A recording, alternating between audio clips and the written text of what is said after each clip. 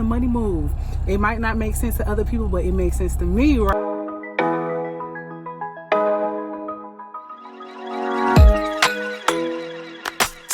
So y'all, I can't even stand to show my face right now because I just finished working out, so you girls looking a mess. But I'm about to make one of the biggest financial decisions that I've made in my life.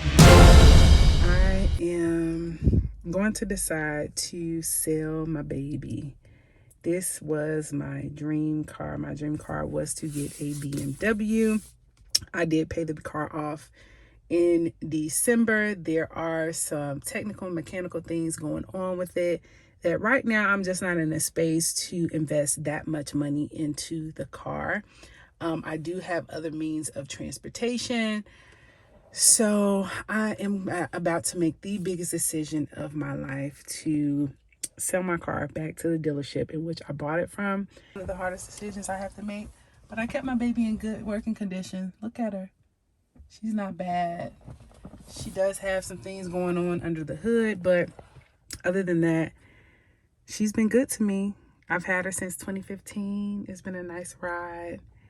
But yeah, definitely bittersweet. But I'll let you know how that process works as far as selling your car back to the dealership, if anybody is wondering.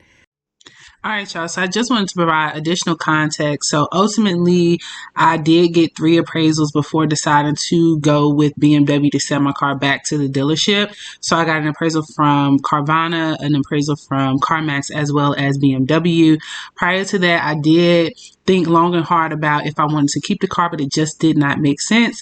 So how the process worked was I went to BMW on Monday. They did the appraisal. I didn't decide right then and there. I went home, thought about it long and hard some more, and I ultimately made my final decision on Wednesday.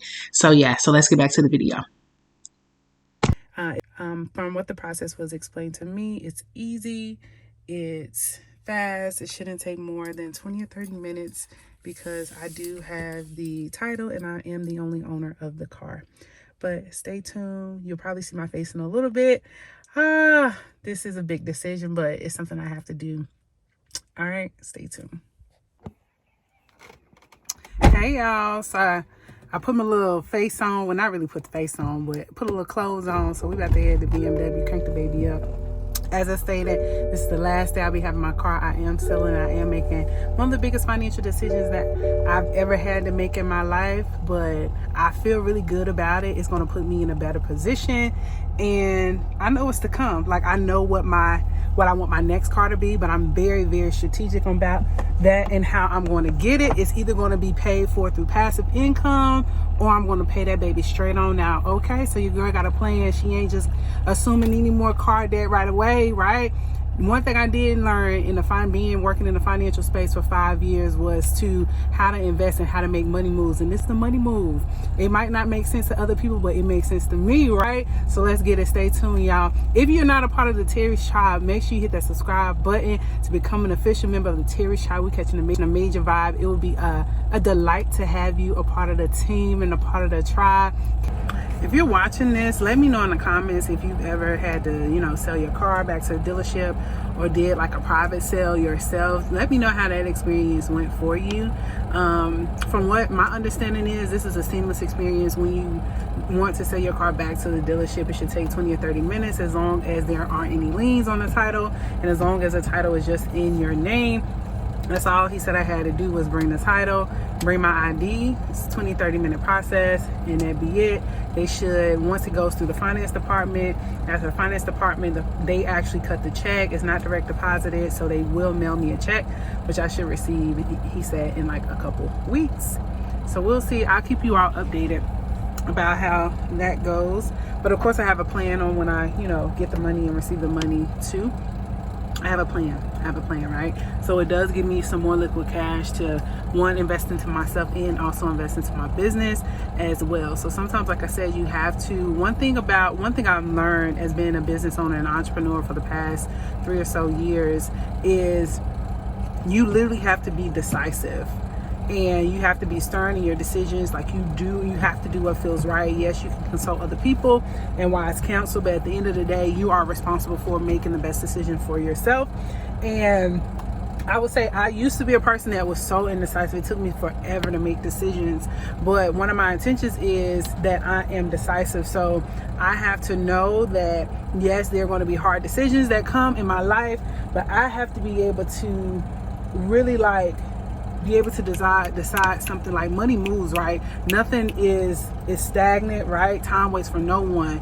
And at the end of the day, time is money. So when you recognize an opportunity, you have to be secure and decisive in your own thinking, right? And your own judgment. So, all right. Me and baby about to take one last ride.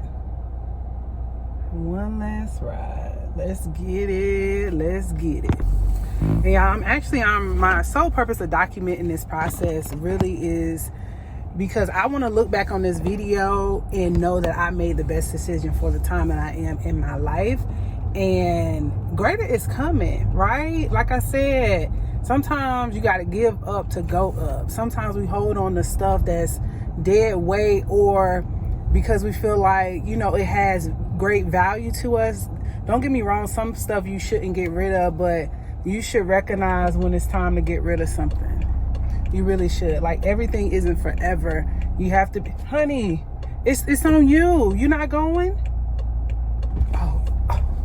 Now you want to go? Like, what is wrong with you? You been sitting there?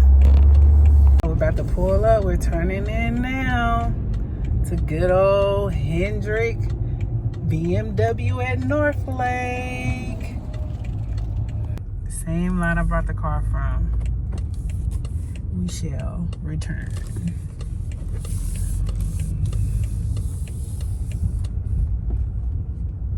Let's go.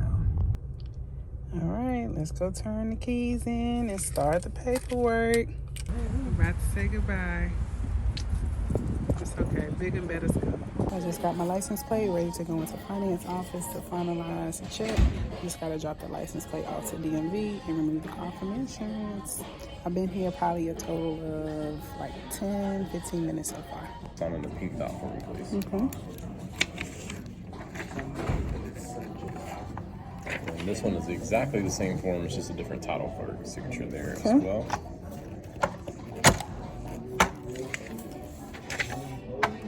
This one's odometer disclosure in the vehicle of 72,648. If you'll sign right there for me, please.